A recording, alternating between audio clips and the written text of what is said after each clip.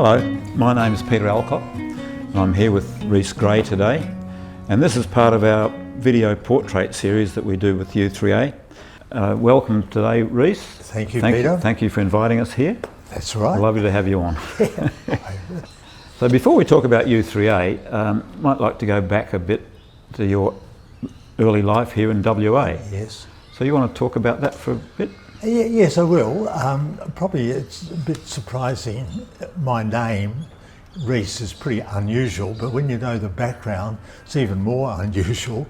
It goes back, way back to 1918, when on my mother's 13th birthday, her brother, whose name was Ivor Rhys, now Rhys was his surname, he was killed in northern France, the Battle of Villers-Bretonneux, and my mother vowed that if she ever had a son, he would be named after her deceased brother.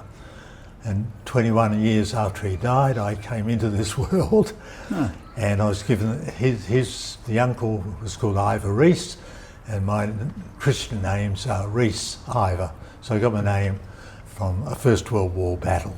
Okay. So that's where it all started for Rhys, hey? That's getting your name right. Okay. Yes, yeah. It's a Welsh name, of course. Okay. And growing up here in WA, I understand you did accounting eventually, but tell us a bit about that. Okay, yeah, well I grew up mainly, started off in Darlington because they were war years, and then I ended up in Netherlands. My parents lived in Netherlands for a long period, so most of my childhood was spent in Netherlands in two homes. So it's really in the western suburbs that I grew up. I went to school at Netherlands Primary School, and then I was very lucky, I must say, to win a scholarship to Perth Modern School. So I had 5 years at Perth Modern School, and then I went to University of WA and did an arts degree. I didn't know what I wanted to do, and I pulled out after 3 years at UWA with an arts degree. Still didn't know what I wanted to do. One thing though I did want was a motor car. And to get a motor car, you needed a job. And the University Employment Office didn't have very many jobs around, but there was one firm, a firm of chartered accountants called C.P. Bird and Associates, who would take, would you believe, any graduate in any subject, as long as that student, was prepared two things: to study accountancy, obviously, and go to the country. And so I thought, oh, a young guy, and I wanted a motor car, because without a car you couldn't take girls out. It was a vital ingredient of one's life. So the motivation for me working with C.P. Bird and Associates was more to buy a motor car than to become an accountant. All about the money. It was all about the money, yeah. And it took you to the wheat belt, I gather, for a while. Yeah, well it did. I initially went to Wild Catcham as a trainee, and then I was given a practice at the age of 23, would you believe, in Corder, which is north of Wild Catcham, and I spent 5 years as the resident accountant in Corder. And then I was transferred to Merredin, and I spent 7 years in Merredin. So I had 12 years in the wheat belt. You were instrumental in something about the Merredin railway station, I believe. Yeah, that's true. As a transfer, my last year at Merredin, there was a big controversy in the town about the state of the Merredin railway station, the old one. They built a new one, and the old one was just let to dilapidated state, and there was a lot of outcry about it should be demolished. There was a conventional railway station with a signal box, but it was right in the heart of town, and I felt, gee, that should be saved. So I mustered a few other like-minded people, and we decided we'd go all out to try and save the Merredin railway station.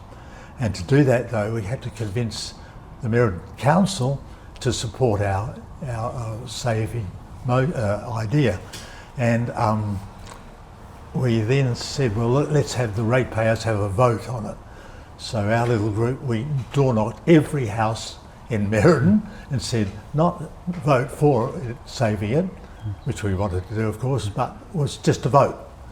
And the council agreed, luckily, and so there was a voluntary vote. And would you believe 80% of ratepayers in Merredin voted for that? Do you want the Merredin railway station demolished? That was the question. So you got the job done. And we ended up, there was a vote, and would you believe we won by a solitary one vote. Ooh. Yes. That was close then. It was incredibly close. But that was enough to convince the Shire Clerk of Merredin that there was a lot of people in favour of saving it. And so the end result was the Merredin railway station is saved, and as you probably know, it's now a museum, and it's the heart, the centre of Merredin. Oh, good. And I believe that you would have got to know a lot of the farmers up there and experienced a lot of the challenges that they were having during that period. So, yes, because that was the year when, well, you have got, I know you've got a farming background, Peter. You can remember when wheat quotas were in. You probably remember the drought of 1963, I think it was, or 5. Another one in 71. And there was another one in 71, yeah. And so they were really tough times for farmers. Yeah, it was not easy going. Yeah. So moving on then, you came back to Perth and... well, I went to actually Bunbury. Bunbury first. Yeah, I went to Bunbury. Okay. Yeah, I was down in Bunbury for 7 years as well. And came to Perth in 1981. And you must have got married about that time, did you? Was that what happened? How did that all happen? Well, how did all that happen? we met Sandra, and I'd love to hear this story about... okay, right. So the story is, I had a previous marriage, but it ended in divorce, and so did Sandra. So we were both around 40, and my sister organised a blind date because she knew Sandra, and I was her brother, of course. So I had a blind date with this lady, this blonde from England, and we clicked. And so it was on my 41st birthday. I can imagine the day. We took her to the theatre, and as I said, we just clicked. And from there, after a year or so, I moved in and started to live with her. And that was the scenario for a couple of years. And then, in a sense, fate intervened. I wanted to get married, but Sandra, she's not here, was very reluctant to get married. She liked her independence, and that would have been the scenario. And I used to say, "Oh, I think we should get married." Very, very romantic, of course, but she'd say, "Oh, no, I think it's all right as it is." And then, as I said, fate intervened. I got my long service leave. And I said to Sandra, you know, let's go travelling around the world. You know, her boys were sort of grown up and that was all right. So, and then about 2 days later she said, I think we should get married. And I said, you've changed your mind. Yes, she said, and it was all because of America. Now, we know obviously earlier than Donald Trump, but... Easier to get a passport or a visa, you mean? Or? Oh, well, no, the rationale actually was morality. Oh, of course. Because Americans are very sort of two-faced about morality, and if you travel around America as Mr. Gray and Mrs. Andrews, it's not, you know, it's sort of frowned upon. So that's why we got married, was because of America. And I'm very grateful, not to Donald Trump, but to America for getting me married. So booking into a hotel under one name. Yeah, of course, Mr. and Mrs. Gray. So that was basically, it was why we got married. And so we got married. Actually, there's perhaps a little story. It was at work, and the tea lady was involved in the story. Tell us about that. This is, okay. So Sandra said, look, I'll get married, but I wanted to keep virtually a secret. We'll just tell a few family members, not even her parents. She didn't tell them, but my parents and my sisters and my children and her children were the only people who knew, except the tea lady at Bird and Cameron. And this was just by chance. It was on a Wednesday, and I left early at 4:30, and leaving the office, the tea lady, Lorna was her name. She was in the lift with her tea trolley, and she said, "You're leaving early today, Mr. Gray." I was always Mr. Gray, and I said, "Oh yes, Lorna, I'm going home to get married." And Lorna was a gossip, a lovely gossip. She loved news and gossip. So I said, "I'm going home to get married, Lorna." And you could see her disbelief in the face. Now this can't be true. Anyway, so I went home and I didn't get married because we had a marriage celebrant. It was in our backyard. There was 10 people there. It was kept secret. No one knew about it, and that was it. Next day, I came back to the office to work. And morning tea time, Lorna comes in with a tea trolley. I said, "I got married, Lorna." And she just couldn't believe that, Mr. Gray was telling the truth. But of course, it got out during the day that I had got married. So it was still quite funny. Yeah. Oh, very good story. Yeah. But you did go on a honeymoon, I believe, and that's, yes. And that's when And the honeymoon was travelling around the world. We had 3 months long service, so that was the deal. So we flew out from Sydney to San Francisco. And is that when the mug obsession started? What's this obsession with Okay, mugs? I'll tell you a story about we need the mug shot. I do have one here. Ah, yes. We might have. I'll perhaps talk about that in a moment. Yeah. In a moment, yeah, the mugs. So we arrive in San Francisco, and I'm desperate for a cup of coffee. And of course, motels in America don't have coffee facilities. Well, in Australia, as you know, we always there. So, but we had a little device that heated water, so to make a cup of coffee, and so I needed a mug. So, what better thing to buy than a souvenir San Francisco mug to make my coffee in? We only bought one mug, I might add, so we had to share. But so we used this mug for drinking coffee, and then next stop was New York, and I thought, perhaps I should buy a New York mug as well. Just seemed logical, didn't it? And of course, that was the start of my addiction to mugs. So everywhere in America we didn't go too many places, but I bought a mug. And then, and of the course, collection's now what, over 600 or so? Yeah. Well, the collection everywhere I stay for a night, I'm allowed to buy a mug, and I've got over 600 of them in our garage. I think you've got a shot of them. With the San Francisco one as the first one, and do you want me to? Yeah, so the interesting one here, 1919, the peace celebrations. Yes, this came from Felixstowe, where Sandra spent her childhood, and it's 1919. Now these sort of mugs were produced in millions all over England, because peace was a huge thing for after World War One. And so they mass-produced these mugs for every town in England, and this happens to be the Felixstowe one. So it's so historic, especially as that peace was probably the worst peace treaty the world has ever known. So moving on, Rhys, you transferred to Canberra then with your work when you came back. Yeah, can I tell you about the little book I wrote? The book? Yeah, or my change in. Yeah, okay, let's hear about the book. Yeah, okay, so writing. This is in 1990s. I'm a tax accountant. My main clients were medical practitioners, but I also had this affinity with farmers like yourself or your family, I might add. And so I used to do a fair bit of consultancy work for farmers about succession planning, handing over the family farm from one generation to the next. And one day the marketing chap said, "Look, Rhys, you know a lot about farm succession planning, why don't you write a book about it?" So I thought, oh, okay, yeah, I'm always a sucker for challenges. So the challenge was to write a book, and of course I couldn't write it in firm time, I had to write it at weekends. So for 3 months, every weekend I spent writing a book.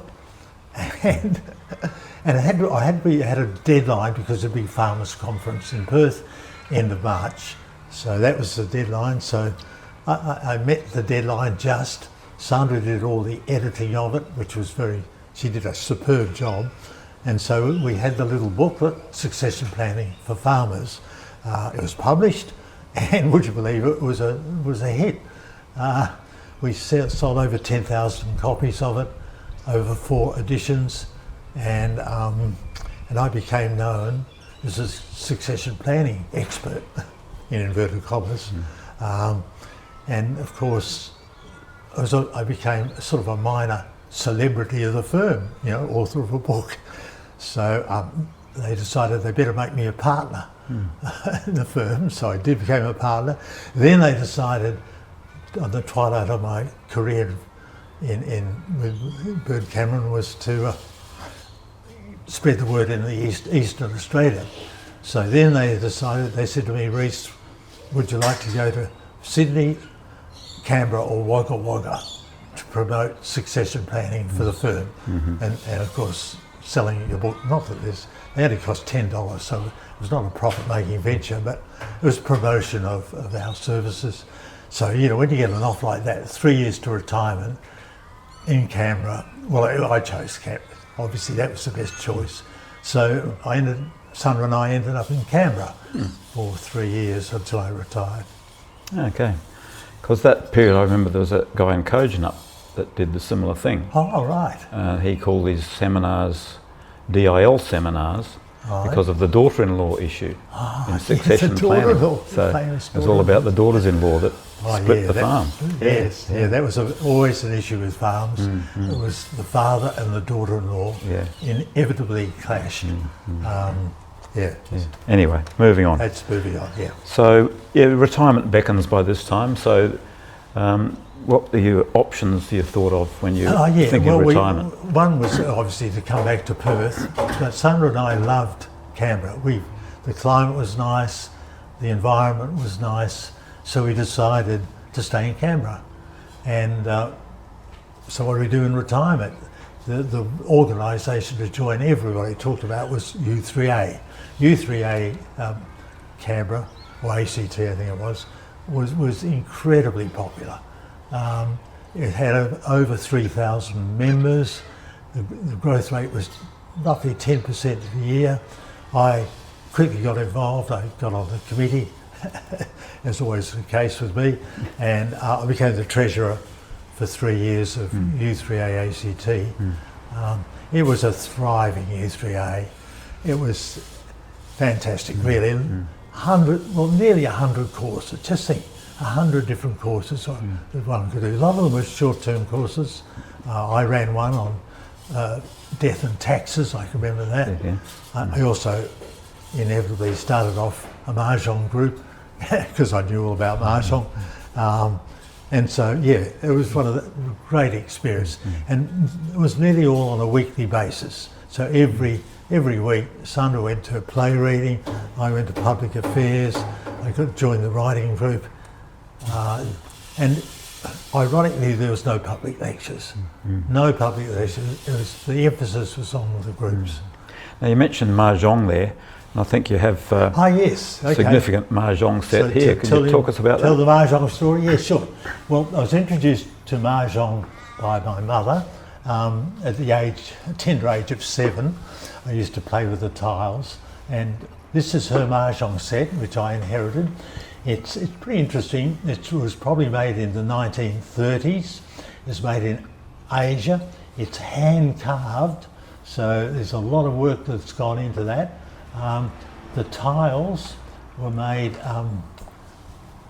of bakelite and bamboo glued together, and so that's her.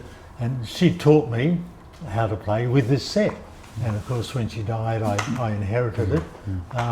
So I'm pretty proud of that we got this original Mahjong set. You were age 7 when you learnt the game. And look, it's a great game. You can teach I've taught my grandchildren how to play. Simple hands. It's easy to pick up.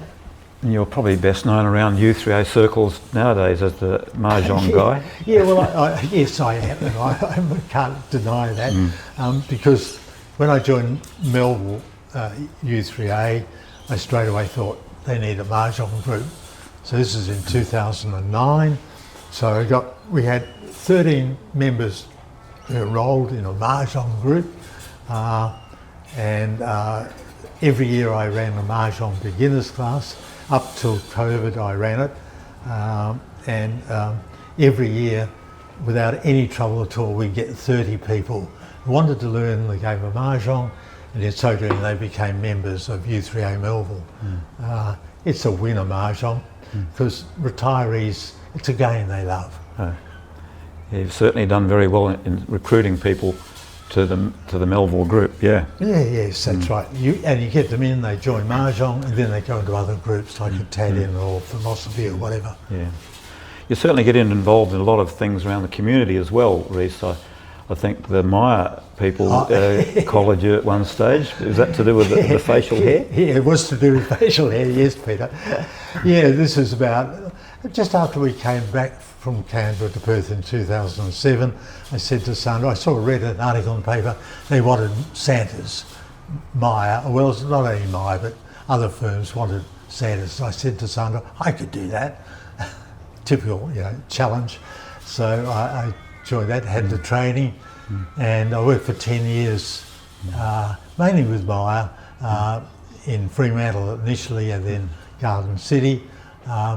It was good fun. I used to enjoy being a Santa. I think we've got a couple of photos there with my grandchildren visiting me in Maya as a Santa. So all the kids think you were the skinniest Santa they'd ever seen? Yeah, I got some. It wasn't so much, it was the mothers. Didn't need the padding? If I was walking around Maya, you'd hear these comments, gee, he's a skinny Santa. Because they had padding in the front but none behind, so I looked from behind. The kids didn't notice. They don't care. They don't care. No. So I guess after 25 years in U3A, between Canberra and here, you'd be about one of the longest serving members, I suppose, for U3A. Yes, I would be. Yeah. I don't know. I'm probably one of the very few in 2 U3As, I know that. But yeah, 25 years is best in, and I hope it keeps going. More Mahjong. And clearly you love to write anyway. You've done a couple of books and you're writing at the moment? Yeah, well, writing, until I had to write the little book, Success and Paddy, I didn't do much, but I enjoyed writing that book. And then once I joined U3A, I started the short story writing bit I did. And so when I came to Perth, I looked up which U3A group had a writing group, and it was only, Melville was the only, well, there might have been another one, but Melville was the obvious one for me to join as a writing group. So I love writing, I just love writing short stories. Actually just recently I was lucky enough to win a prize, a writing prize, and I'm going to be published a travel story that I've written. It's going to be in the Weekend Australian in a May or June issue. And I don't think, and the prize, would you believe, is a group of beauty products. Oh, okay, well done. Just what I want. Yeah, so I think I'm also a big fan of U3A, as you know, over a few years. Yeah. And I'd appreciate your comments about where U3A might go or where it might change. I must say, I was totally dismayed when I moved from Canberra with 3,000 members and so much activity, come to Perth and there was 1,000 members in 10, well, they were called regions in those days, 10 regions. And I thought, how come that Canberra's had so many, and then subsequently learned that Melbourne had 50,000 members and WA in total had 1,000 members. And I thought something's wrong here. And I've always said that, as you know, in numerous public meetings. I think maybe they've got not enough to do over there. They've got other things to do down there. You could say that. But it's a waste. All those retirees, this is my personal viewpoint, all those retirees that could get the huge enjoyment you can get out of U3A and not getting involved. 1,000 out of our population of, what, 250,000 or whatever it is these days. 2.5 million, isn't it? Yeah. It's a pity, it really is a pity that there's so few members of U3A in Perth. So yeah, it goes on. It still goes on, but maybe there are changes afoot anyway. Well, I personally hope so. But there's got to be radical changes. You know, you can't keep the same model going year in, year out without reform, and there's no impetus at all to change. And until we look at other U3As in Australia that have flourished, we should be able to learn. If someone was willing to go around and review all the other city U3As in Australia, find out what they're doing and why they've got far more members than we have, and then come back to Perth and say, well, we should change. Unfortunately, it won't happen. You've been a very active and an involved member for many years, so I'd like to thank you anyway very much for coming along and sharing your views and your story. Yeah, I welcome the invitation you gave me, and thank you for doing it. And the camera crew of Jan and Peter, even Peter, he's a good guy, really. Edit that out. Yeah, great. Thanks very much. Right, Peter.